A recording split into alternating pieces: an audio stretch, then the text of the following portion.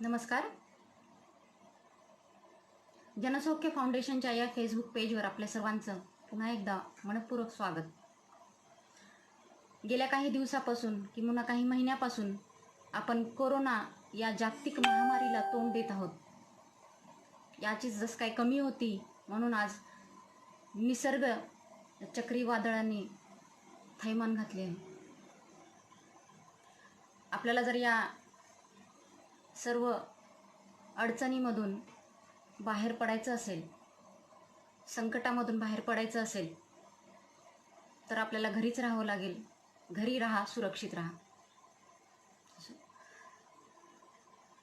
या लॉकडाऊनच्या काळामध्ये जनसौख्य फाउंडेशनने या फेसबुक लाईव्हच्या माध्यमातून ही जी व्याख्यानमाला आयोजित केलेली आहे, या व्याख्यानमालेमध्ये बरेच असे मार्गदर्शक येऊन वेगवेगळ्या विषयावर त्यांनी मार्गदर्शन केलेलं आहे. आज मला या व्यासपीठावरून बोलायची संधी मिळते, त्याबद्दल जनसौख्य फाउंडेशनचे तारीखजी तांबोळी, गणेश पवार तसेच सर्व टीमचे मनापासून धन्यवाद.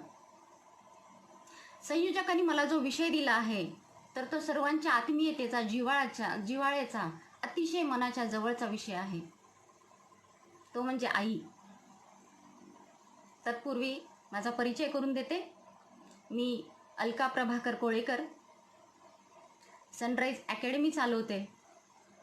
Mrs Mehta madam, Mrs Rathi madam या देखील माझ्यासोबत आहेत. आम्ही तिघी मिळून ही अकॅडमी चालवतो.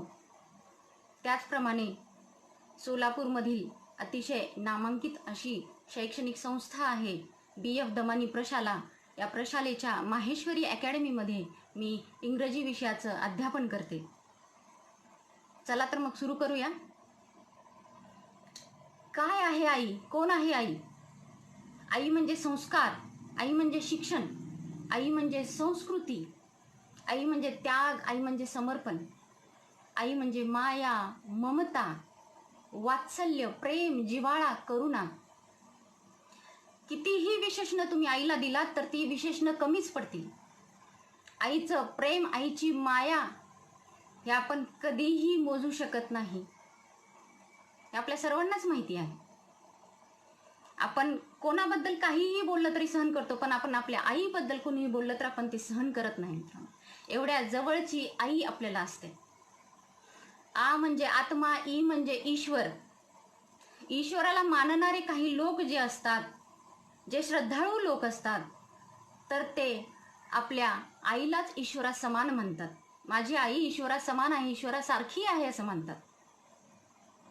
पण काही नास्तिक लोक जे असतात, जे त्या मूर्तीमधील देवाचं अस्तित्व नाकारतात, ते मात्र माझी आईच माझं दैवत आहे, जे कोणी ईश्वर असेल ती माझी आईच आहे असे म्हणतात. जेव्हा आपण एवढी स्तुतीसुमने उधळतो आईवर, आईबद्दल एवढा जिव्हाळा दाखवतो, काही ठराविक दिवस असतील, जसं मदर्स डे असेल, आईचा वाढदिवस असेल, तिची ॲनिव्हर्सरी असेल किंवा काही विशेष प्रसंग असेल, तेव्हा तिचे सोहळे साजरे करतो, कौतुक सोहळे साजरे करतो, तिला प्रेज करतो, तिचं कौतुक करतो. My mother is best, I love my mother, my mom is best mom in the world, असं काही बोलतो. बऱ्याचशा विद्वानांनी, व्याख्यात्यांनी तसेच कवींनी, कवयित्रींनी आईबद्दल खूप सारं साहित्य लिहून ठेवलेलं आहे. मी तर म्हणते त्यांनी ते धाडसच केलेलं आहे. कारण मी आत्ता सांगितले, आईचं प्रेम कुणीही जाणू शकत नाही. आईच्या प्रेमाची खोली आपण कधीही ओळखू शकत नाही. आईचं प्रेम हे सागराप्रमाणे असतं. जसं सागरातील पाण्याचा आपल्याला अंदाज येत नाही, त्याचप्रमाणे आईच्या प्रेमाच्या खोलीचा अंदाज आपल्याला येऊ शकत नाही. जसं मराठी साहित्यामध्ये काही कवी आहेत, प. शिंदे असतील, अमर ढेरे असतील, प्राध्यापक पाचपोळ असतील, यांनी आईवर बऱ्याचशा अशा कविता लिहून ठेवलेल्या आहेत, काव्य रचलेली आहे, सुंदर अशी काव्य रचलेली आहे. त्याचप्रमाणे एक जे पुस्तक आहे मराठी आई संदर्भात सर्वांनाच ज्ञात असेल, नाशिकमध्ये जेलमध्ये असताना अवघ्या 5 दिवसामध्ये ते ज्यांनी पुस्तक लिहिलं ते म्हणजे आपले साने गुरुजी, आणि त्या पुस्तकाचं नाव आहे श्यामची आई. आईच्या संस्काराने मनाची शुद्धी करायला लावणारं ते पुस्तक. जणू काय आईच्या संस्काराची शिदोरीच आपल्याला मिळालेली आहे, आयुष्यभराची शिदोरी. मित्रांनो, भारतातच नव्हे तर अख्ख्या जगभर आईची कीर्ती गायली जाते, आईचा महिमा सांगितला जातो. साहित्यामधून, मग ते आत्ता सांगितले मी, कविता असतील, लेख असतील, निबंध असतील, नाटकं पण आहेत आईविषयी, चित्रपट देखील आहेत आईविषयी. त्याचप्रमाणे मला एक उदाहरण द्यावंसं वाटतं, ते म्हणजे रशियन रायटर आहेत मॅक्झिम गॉर्की, तुम्ही नाव ऐकलं असेल. त्यांची एक अतिशय सुप्रसिद्ध अशी नॉवेल आहे द मदर. ती एवढी सुप्रसिद्ध आहे की त्याचं भाषांतर जगाच्या 75 ते 80 भाषामध्ये झालेलं आहे. 1906-07 मध्ये ती पब्लिश झालेली नॉवेल आहे. मराठीमध्ये देखील उपलब्ध आहे आणि तिचं नाव आहे, त्या नॉवेलचं नाव आहे, त्या कादंबरीचं नाव आहे आई, आणि हिंदीमध्ये आहे, तिचं नाव आहे माँ. या नॉवेलमध्ये, या कादंबरीमध्ये एका अशा आईचं वर्णन, चित्रण केलेलं आहे की जी आई अडाणी असते, अशिक्षित असते. तिचं एकच काम असतं की दिवसभर मिलमध्ये राबायचं आणि रात्री व्यसनाधीन असलेल्या नवऱ्याचा मार खायचा. मिल कामगारांची ही गोष्ट आहे. मिल कामगारांमध्ये काही कामगारांना समजतं की आपण अन्यायाला तोंड देतोय, आपल्यावर अन्याय होतोय, आणि हा अन्यायाविरुद्धचा लढा जो आहे तर तो ह्या आईचा मुलगा त्याने सुरू केलेला आहे. आणि तो मुलगा जेव्हा तुरुंगात जातो तेव्हा हा लढा ती अडाणी अशिक्षित आई कसा पुढे नेते त्याची ही गोष्ट आहे. आपल्याला आणखीन एक उदाहरण मला द्यावंसं वाटतं, ते म्हणजे हिरकणीचं, हिरकणीच्या धाडसाचं. हिरकणी ही सर्वसाधारण स्त्री जेव्हा कोजागिरी पौर्णिमा आहे म्हणून गडावर दूध घेऊन जाते, दूध घालते, पण जेव्हा ती परत येत असते तेव्हा गडाचा दरवाजा बंद होतो. परवा चित्रपट येऊन गेल्यामुळं सर्वांनाच माहीत आहे, तसं तर सर्वांनाच माहिती आहे, पण आजची जी पिढी आहे जिला इतिहासाची एवढी जाण नाही, आवड नाही, तर त्यांना देखील ही आई आता कळालेली आहे. गडाचा दरवाजा बंद झाल्यानंतर सर्वांना ती विनवणी करते की मला गडाखाली जाऊ, माझ्या घरी जाऊ द्या, माझ्या बाळाकडे जाऊ द्या. त्याच्या रडण्याची आर्त हाक माझ्या हृदयापर्यंत येत आहे, मला माझ्या बाळाकडे जायचंय. तेव्हा सर्व दरवाजे, गडाचा दरवाजा जो बंद झालेला आहे, दुसरा कुठलाही मार्ग नाही आहे तिला खाली जाण्यासाठी, तेव्हा जेव्हा तिला कळतं की पश्चिम कडा आहे आणि त्या कड्यावरूनच आपण कुणीतरी ह्या गडाच्या खाली जाऊ शकतं, तेव्हा तो कडा असा आहे की शत्रूचाही थरकाप उडावा असा तो कडा आहे. कुणी धाडस करणार नाही त्या कड्यावरून खाली उतरण्याचं, पण ती सर्वसाधारण स्त्री त्या कड्यावरून खाली उतरण्याचं केवळ धाडसच करत नाही, तर ती खाली उतरून जाते आणि ते बाळाला आपल्या जवळ करते. ती जी होती ती हिरकणी नव्हती, तर ती हिरकणीमधली जी होती ती आई होती. आईच असं धाडस करू शकते. या पृथ्वी तलावर कुणीही असं धाडस करू शकत नाही, कुणीही. आईसाठी काहीही अशक्य नाही. आई सर्व काही शक्य करते, आणि ते फक्त आपल्या बाळासाठी. दुसरं एक मला उदाहरण द्यावंसं वाटतं, ते म्हणजे एक जी स्त्री आहे, अनाथ झालेली आहे, अनाथ तिला केलेलं आहे, घरच्यांनी तिला टाकलेली आहे. ती ट्रेनमध्ये भीक मागून गाणे म्हणून स्वतःचं आणि स्वतःच्या नुकत्याच जन्मलेल्या बाळाचं पोट भरते. अशी आई तुम्हाला माहितीच असेल, तुम्हाला कळालंच असेल आता. ती आई म्हणजे सिंधुताई सपकाळ, जिला आपण माई म्हणतो. आज ती जेव्हा एकटी होती, आज ती हजारो अनाथ मुलांची आई बनलेली आहे. हजारो अनाथ मुलांना तिने आधार दिलेला आहे. ही अशी आईची कीर्ती, ही अशी आईची महती, हे असे आईचे महात्म्य. पण जर कुणी सहजच आपल्याला विचारलं तुझी आई काय करते, तेव्हा आपण कुठलाही पुढचा मागचा विचार न करता काय म्हणतो, माझी आई काही करत नाही, ती घरीच असते, घरकाम करते.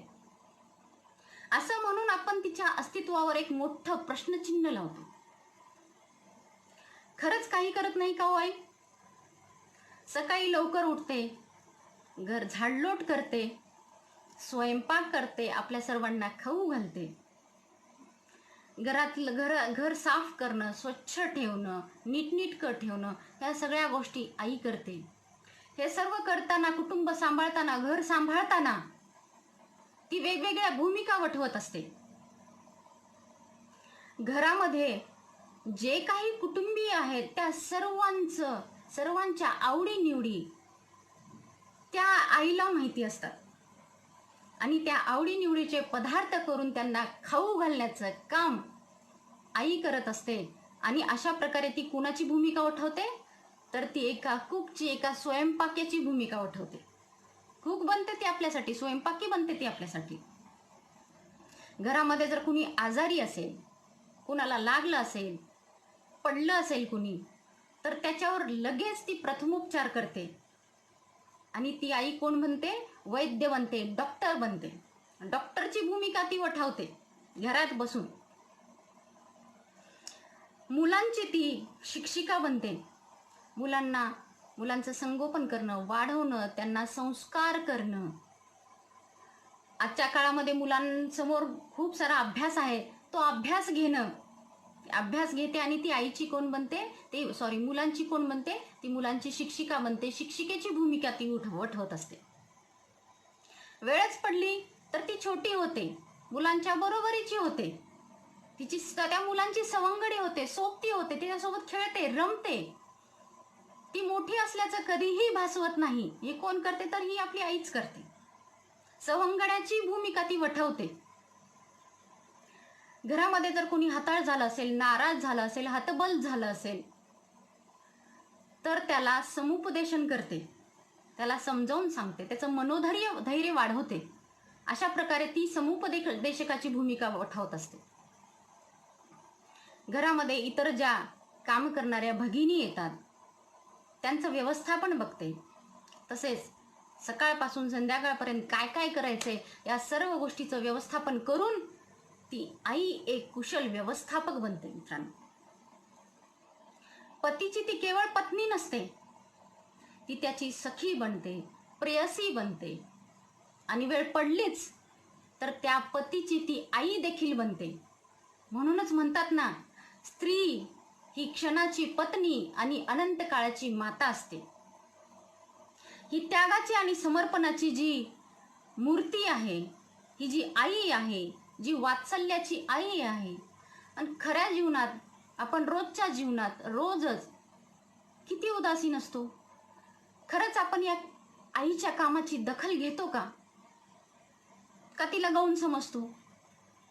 या आईपण समजून घेण्यासाठी आपल्याला तिच्यातील बाईपणाचा प्रवास समजून घ्यावा लागेल. एका कुटुंबामध्ये एका छोट्याशा बाळाचा जन्म होतो. कन्यारत्न प्राप्त झालं. किती जणांना आनंद होतो? आता परिस्थिती बदललेली आहे, आता आनंदच होतो. घरात लक्ष्मी आली असे म्हणतात. तिचं संगोपन सुरू होतं, जडणघडण सुरू होते, तिला वाढवणं सुरू होतं. आणि तिला वाढवताना, तिचं संगोपन करताना तिच्यावर वारंवार हेच संस्कार केले जातात की तू एक मुलगी आहेस, तू परक्याचं धन आहेस, तुला एक दिवस दुसऱ्याच्या घरी जायचं आहे. हेच तिच्यावर वारंवार बिंबवलं जातं आणि तिला भासवलं जातं की तू इथली नाहीच आहेस, तुला कुठंतरी दुसरीकडे जायचं आहे. वेगवेगळ्या नातेसंबंधातून ती जात असते. ती कोणाची मुलगी असते, बहीण असते, कोणाची नात असते. आणि हा प्रत्येक जण, प्रत्येक नात्यामधला जो व्यक्ती असतो तो तिच्यावर वेगवेगळ्या पद्धतीने वेगवेगळे संस्कार करण्याचा प्रयत्न करत असतो. या छोट्याशा बाळाची बालिका होते, त्याच्यानंतर तिची किशोरी बनते, त्या किशोरीची तरुणी होते आणि कालांतराने रीतीप्रमाणे तिचा विवाह होतो. विवाह झाल्यानंतर एका नवीन घरामध्ये तिचा पदार्पण होतं. जिथं आपलं बालपण घालवलेलं आहे ते कुटुंब सोडून, तो समाज सोडून, ते घरातील संस्कृती सोडून, रीतिरिवाज सोडून ती अगदी नवख्या कुटुंबामध्ये जाते. अगदी अनोळखी कुटुंबामध्ये ती जाते आणि तिथली संस्कृती, तिथली माणसं ह्यांच्यासोबत ती एकरूप होण्याचा प्रयत्न करते. ती कधी चुकते, कधी शिकते. तिला कधी मान मिळतो, कधी सन्मान मिळतो, तर कधी अपमान मिळतो. कधी तिचं कौतुक केलं जातं, तर कधी तिला टोमणेही मारले जातात. तरी देखील सर्वांची मन जिंकण्याचा ती अतोनात प्रयत्न करत असते. विवाह झाल्यानंतर तीच तिचं स्वतःचं अस्तित्व विसरते आणि तिचं एकच कर्तव्य असतं की या सगळ्या नवीन मंडळींना मी कसं खुश ठेवू. असं असताना तिला अजून वेगवेगळ्या नातेसंबंधामधून जावं लागतं. ती आता कोणाची पत्नी असते, कोणाची सून असते, कोणाची जाऊ असते, कोणाची नणंद असते, कोणाची काकी, मामी. या सगळ्या नात्याला, नातेवाईकांना, या सगळ्या कुटुंबियांना ती खुश करण्याचं मनापासून प्रयत्न करत असते. नंतर ती निसर्ग नियमाप्रमाणे आई बनते. आई बनल्यानंतर मात्र तिची कसरत अजूनच वाढत जाते. नवीनच मिळालेलं मातृत्व मी बाळाकडे बघू का कुटुंबाकडे बघू, असं मनामध्ये तिचा काहूर माजतं.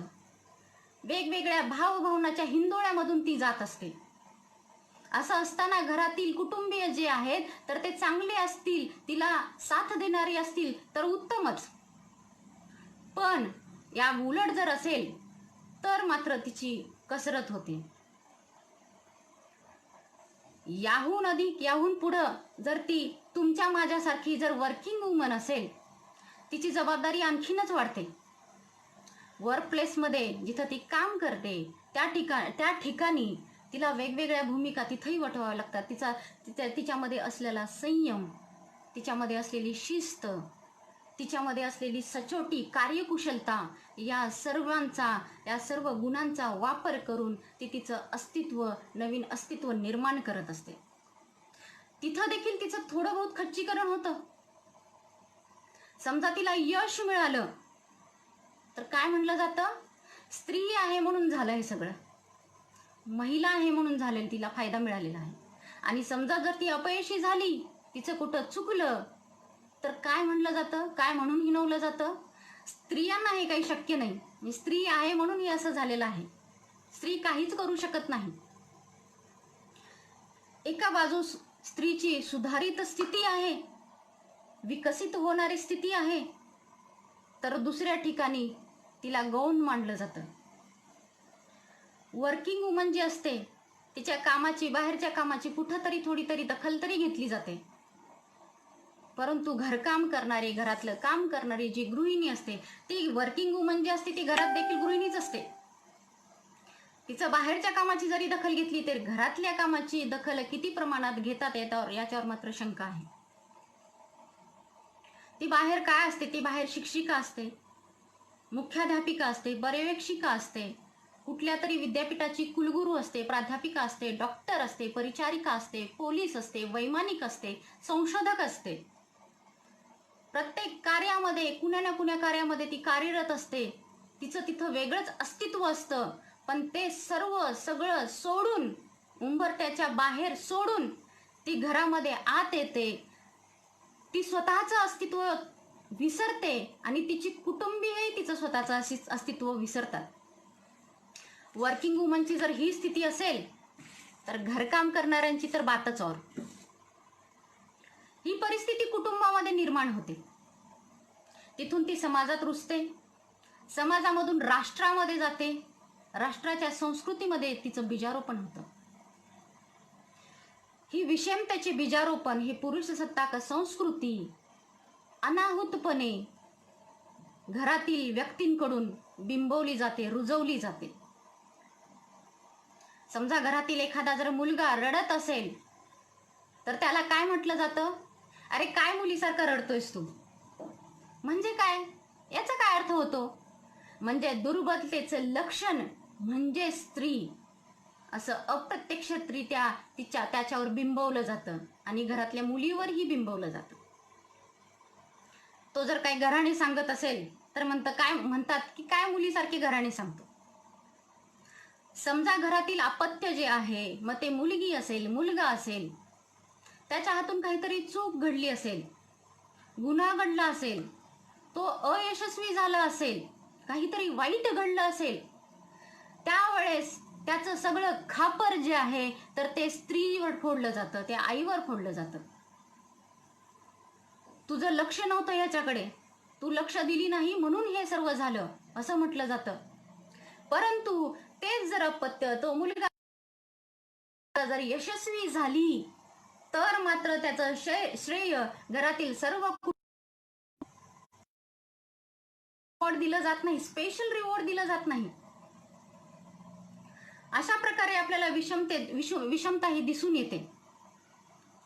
मुलांच्या यशामध्ये तिचाही समानच वाटा असतो, पण त्याच्याकडं मात्र दुर्लक्ष केलं जातं.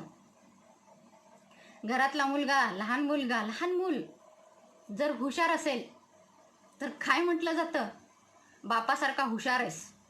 त्याला हुशार करणारी, संस्कारित करणारी, त्याला शिकवणारी, प्रत्येक क्षणाला शिकवणारी ती असते आई, पण सगळं श्रेय जातं ते बापाला, वडिलांना. ह्या विषमकारी, ह्या शोषणकारी, विषमतावादी पुरुष सत्ताक संस्कृतीचा जर आढावा घ्यायचा असेल, कुठून आली ही संस्कृती, का अशी हीन वागणूक आहे स्त्रीला, का दुय्यम स्थान आहे स्त्रीला, याचा जर आपल्याला आढावा घ्यायचा असेल, याचा जर आपल्याला शोध घ्यायचा असेल तर आपल्याला मागं जावं लागेल, इतिहासात जावं लागेल, इतिहासाचा आढावा आपल्याला घ्यावा लागेल. भारतामध्ये संस्कृती येण्याच्या पूर्वी, वैदिक कालखंड, पूर्ववैदिक कालखंड येण्याच्या पूर्वी आदिम कालखंडच होता, सिंधू संस्कृती होती. आणि आपल्याला अनेक ठिकाणी असे पुरावे, दाखले, अनेक संशोधक याच्यावर संशोधन करतात, त्यांच्या माध्यमातून आपल्याला समजतं की आदिम कालखंडामध्ये मातृसत्ताक पद्धती होती. स्त्रियांना त्यांचे निर्णय घेण्याचा अधिकार दिला जात असे, स्त्री ही स्वतंत्र होती. पुढे जाऊन वैदिक कालखंड, पूर्ववैदिक कालखंडाचा जर आपण आढावा घेतला तर या कालखंडामध्ये देखील स्त्रियांना समतेची वागणूक दिली जात होती, बरोबरीची वागणूक दिली जात होती, विषमता नव्हती. स्त्रियांना शिक्षणाचा अधिकार होता. उपनयन संस्कार हा स्त्रीवर होत होता. उपनयन संस्कारावर तिच्या शिक्षणाची, संस्कारानंतर तिच्या शिक्षणाची सुरुवात होईल. वैदिक शिक्षण, तसेच कलेचे शिक्षण, मग त्यामध्ये संगीत असेल, नृत्य असेल, याचं शिक्षण तिला दिलं जाईल. त्याच्यानंतर विवाहाचा अधिकार तिला होता. विवाहाचा अधिकारच होता असं नाही, तर विवाह करताना योग्य वर निवडण्याचा अधिकार देखील तिला होता. तिच्या मनाप्रमाणे वर निवडण्याचा अधिकार देखील तिला होता. वेदातील ऋचा रचणाऱ्या पुरुषांना ऋषी असं म्हणतात, तर वेदातील ऋचा रचणाऱ्या स्त्रियांना ऋषिका असे म्हणतात. आपल्याला ऋग्वेदामध्ये दाखले मिळतात की वैदिक पूर्ववैदिक कालखंडामध्ये ऋषिका देखील होत्या. 20 पेक्षा अधिक ऋषिका असल्याचे दाखले आपल्याला मिळतात. याचाच अर्थ काय, तर स्त्री ही विद्वान होती, पंडित होती, आणि अनेक ठिकाणी स्वतःच्या वाक्चातुर्यामुळे, वाक्चातुर्यातून, स्वतःच्या हुशारीतून ती अनेक ऋषीमुनींना, विद्वान ऋषीमुनींना हरवत होती. पण एक गोष्ट लक्षात घ्यावी लागेल, ही जरी स्थिती पूर्ववैदिक कालखंडामध्ये स्त्रीची चांगली असली तरी सर्व स्त्रियांचीच अशी नव्हती, सर्व वर्णातील स्त्रियांचीच अशी नव्हती. काही वर्णातील स्त्रिया अशा होत्या की तेव्हाही ती शिक्षणाला मुकल्या होत्या, ते स्वातंत्र्याला मुकल्या होत्या. यामध्ये काही मला ऋषिकांची नावं सांगावीशी वाटतात, उदाहरणे द्यावीशी वाटतात.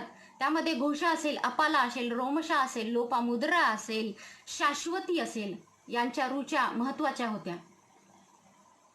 पुढं आपण जर इसवी सन पूर्व 5व्या आणि 6व्या कालखंडामध्ये, शतकामध्ये गेलो तर तेव्हा बौद्ध आणि जैन धर्माचा उगम झाला होता, सुरुवात झाली होती. जैन धर्मामध्ये देखील स्त्रियांना समानतेचे अधिकार होते, त्यांना दीक्षा घेण्याचा अधिकार होता, त्यांना जैन धर्माचा प्रचार आणि प्रसार करण्याचा अधिकार त्यांना दिला होता जैन धर्मामध्ये. त्या काळच्या स्त्रिया ह्या विद्वान होत्या. मिथिला नरेश कुंभाची कन्या मल्ली हिचा देखील तिथं आपल्याला उदाहरण असं आढळतं, दिसून येतं. बौद्ध धर्मामध्ये देखील भिक्खू संघाची स्थापना केली गेली होती आणि त्यामध्ये स्त्रियांना हे दीक्षा घेण्याचा अधिकार होता. त्याचप्रमाणे धर्माचा देखील प्रचार प्रसार करण्याचा अधिकार होता. त्या काळातल्या स्त्रिया ह्या उत्तम शिक्षिका होत्या याची दाखले आपल्याला मिळतात, याची उदाहरणे आपल्याला मिळतात. त्या काळच्या स्त्रियांनी साहित्याची रचना केली होती आणि त्यांनी थेरी गाथाला रचल्या होत्या. त्यामध्ये धम्मदेवी असेल, आषाढ मित्रा असेल, हेमा, उत्तरा, संघमित्रा, आम्रपाली यांचा प्रामुख्याने आपल्याला उल्लेख करावा लागेल. अशा प्रमाणे स्त्रीला हे सन्मानाचं मानाचं स्थान मिळायला सुरुवात झाली होती. तिला समानतेचं स्थान मिळायला, शिक्षणाचे अधिकार मिळायला सुरुवात झाली होती. कालांतराने स्मृती कालखंडामध्ये आपण आलो.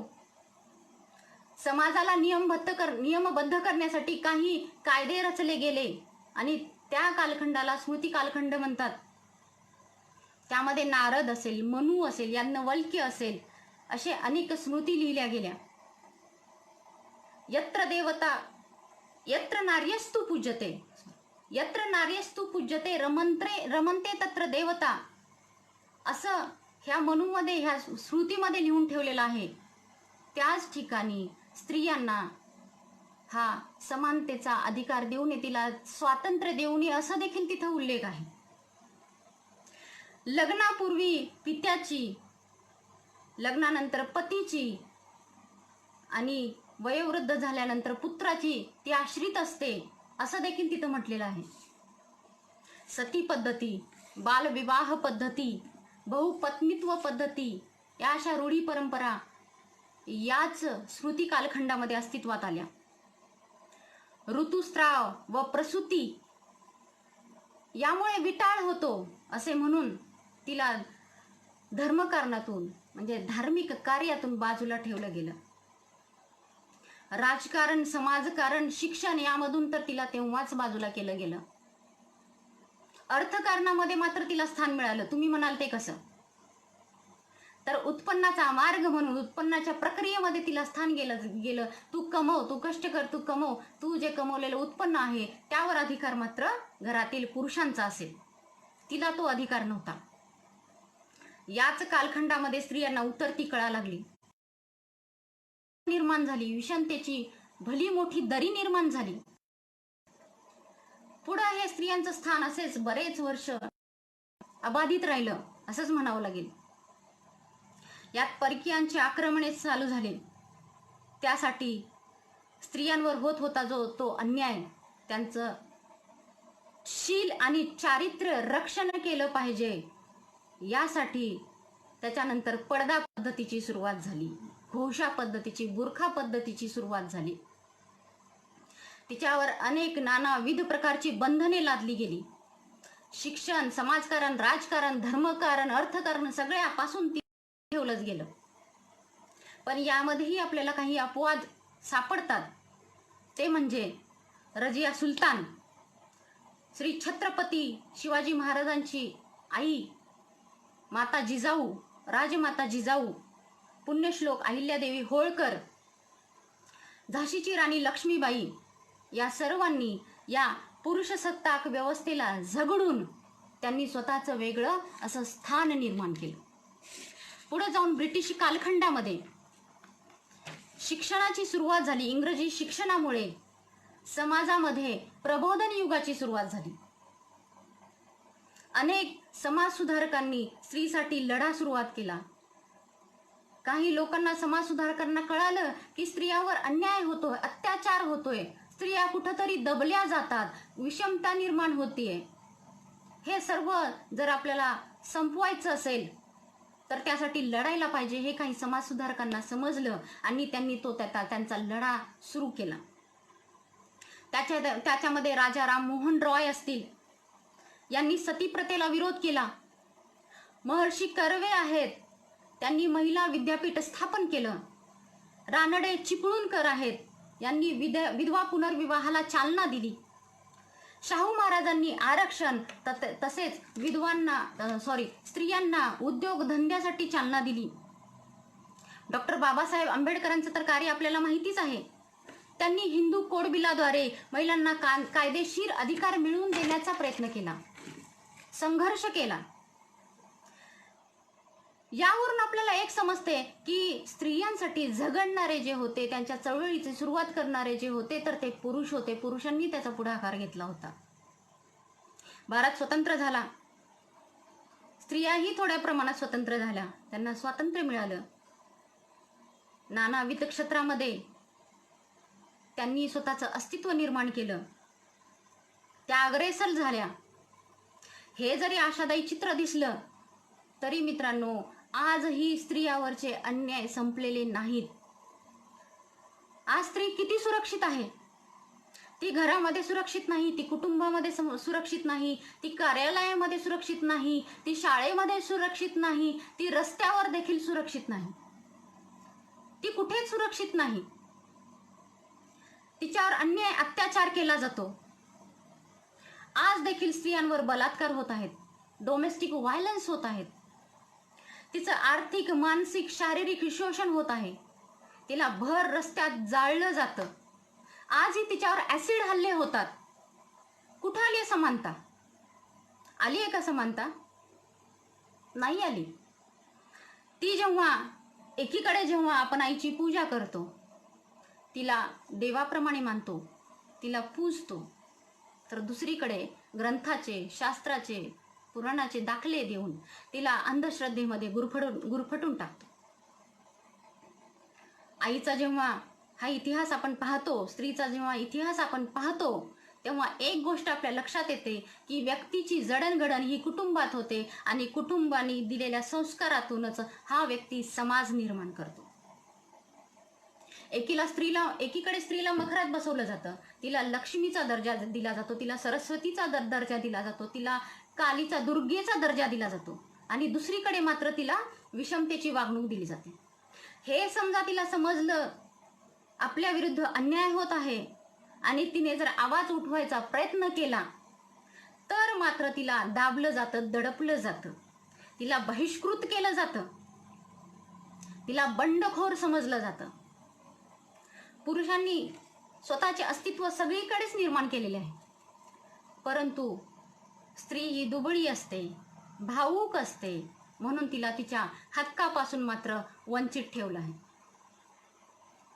ही जी मानसिकता आहे ही केवळ पुरुषांमध्येच आहे असं नाही. पुरुष सत्ताक संस्कृतीची जी मानसिकता आहे ही पुरुषांमध्येच असं नाही, तर ही स्त्रियांमध्ये देखील आहे. पुरुषांकडून स्त्रियांकडे हस्तांतरित झालेली ही मानसिकता आहे. घरामध्ये देखील आपण स्त्रियांवर बंधने लादतो. तिने काय पोशाख घालावा याचं देखील बंधन असतं. तिने साडी घातली तर ती सुसंस्कृत, आणि तिने जीन्स घातली तर ती कुसंस्कृत असं म्हटलं जातं. आज थोडीशी परिस्थिती बदलली आहे, पण ती मेट्रो सिटीजमध्ये ते इथं अजून नाही. घरातील कामे स्त्रियांनीच करायचे, हे स्त्रियांनीच ठरवलेलं आहे. जर घरातली आई जर आजारी असेल, काम करू शकत नसेल काही कारणामुळे, तर ते काम कोणाकडे जातं? त्या घरातील ताईकडे जातं, ते दादाकडे कधी जात नाही. म्हणजे घरातील कामे कोणी केली पाहिजे? तर स्त्रियांनीच केली पाहिजे. पुरुषांचा मान ठेवला पाहिजे.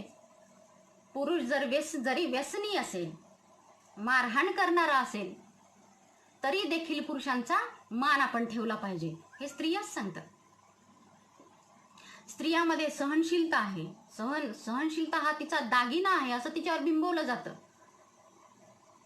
आणि अशा प्रकारे कसल्याही गोष्टीला पतीच्या म्हणा किंवा पित्याच्या म्हणा विरोध करायचा नाही असं तिच्यावर रुजवलं जातं. पुरुषांनी कुठलेही निर्णय घेतले असतील, मग तिच्यासाठी घेतली असतील किंवा परिवारासाठी, कुटुंबासाठी घेतली असतील, तरी ते बिनशर्त मान्य करायचे, अशी ही संस्कृती आहे. आणि म्हणूनच आपण म्हणतो स्त्री हीच स्त्रीची शत्रू आहे, तूच तुझी शत्रू आहेस. अशी मानसिकता जर असेल, प्रत्येक कुटुंबामध्ये असेल, तर कुठल्या कुटुंबामधील सदस्य म्हणतील की आई काहीतरी करते? सगळे असंच म्हणणार, आई कुठे काय करते? आई काहीही करत नाही. यासाठी मित्रांनो, मैत्रिणींनो, थोडंसं बदललं पाहिजे. आपणच याची सुरुवात केली पाहिजे. स्वतःची काळजी, आपण कुटुंबाची तर काळजी घेतोच, आपण मनापासून घेतो, ते आपल्याला वर लादलेलं नाहीये. तरी देखील आपण स्वतःकडे लक्ष दिलं पाहिजे. आपल्या शरीराकडे, स्वास्थ्याकडे, मानसिक स्वास्थ्य असेल, शारीरिक स्वास्थ्य असेल, याच्याकडे आपण लक्ष दिलं पाहिजे. रोज व्यायाम केला पाहिजे, योग केला पाहिजे, ध्यानधारणा केली पाहिजे. रोज म्हणते त्याची सुरुवात करायची आणि नंतर नाही मला होत नाही, मला भरपूर कामं असतात असं म्हणून टाळाटाळ करायची नाही, कारणं द्यायची नाही. स्वतःकडे लक्ष द्या. घरातील उरलेलं अन्न, शिळं अन्न याचा धनी कोण असतं, तर ती घरातली स्त्री असते. स्वतःहून स्वीकारलेलं आहे तिने हे. असं करू नका. सकस आहार घ्या. मुलांना देताना बदाम भिजवून तुम्हीही घ्या. दूध प्या.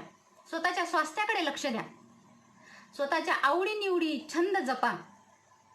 या लॉकडाऊनच्या काळामध्ये बऱ्याच स्त्रियांना कळालं की त्यांच्यामध्ये त्यांच्या काय आवडीनिवडी आहेत, त्यांच्यामध्ये काय कलागुण आहेत. मला स्वतःला कळालेलं कलागुण म्हणजे मला लिखाण चांगलं जमतं, हे मला या लॉकडाऊनच्या काळामध्ये जमलं. तोपर्यंत मी कधीही प्रयत्न केला नव्हता. फक्त मला वेळ नसतो हाच बहाणा मी देखील शोधला होता. स्वतःचा करिअर ज्यांनी स्टॉप केलेला आहे मुलाबाळांसाठी, आई झालं म्हणून, त्याला रिस्टार्ट करा.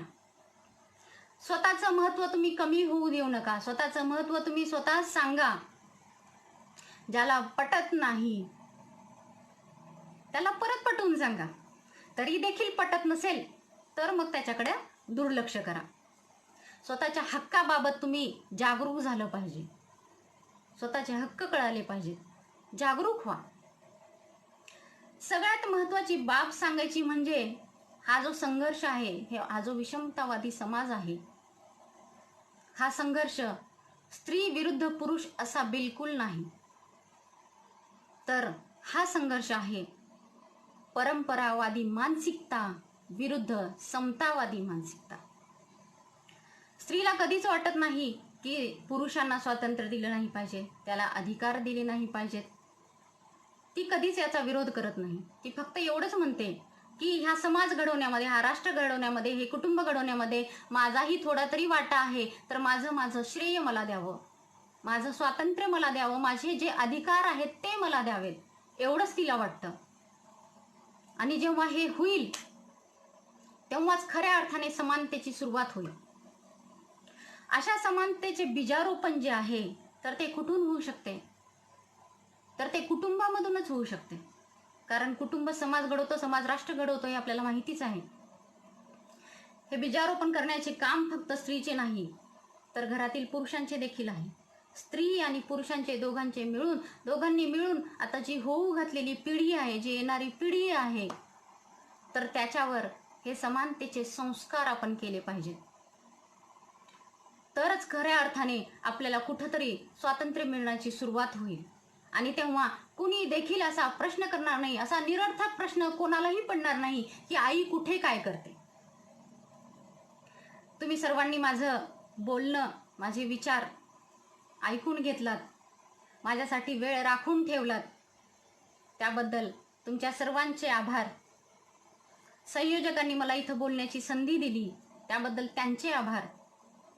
मला सतत मार्गदर्शन करणारे, मला मोटिवेट करणारे, प्रेरणा देणारे असे माझे पती डॉक्टर प्रभाकर कोळेकर यांचेही खूप आभार. माझी मार्गदर्शक, माझी ताई, माझी आई यांचेही आभार. धन्यवाद.